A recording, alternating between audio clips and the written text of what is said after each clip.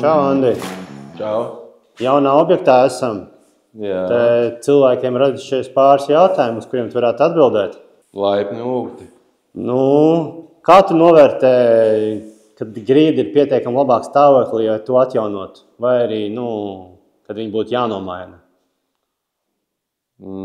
Principā jāskatās, vai tas vispār ir koks sākumā.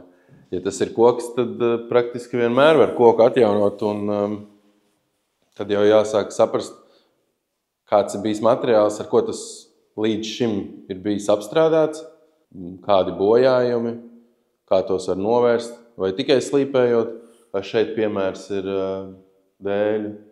Parketa dēlīši ir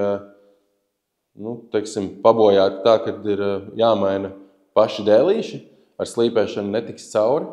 Protams, jāsaprot, ko klients vēlas gala rezultātā. Tas ir varbūt tonis, varbūt laka.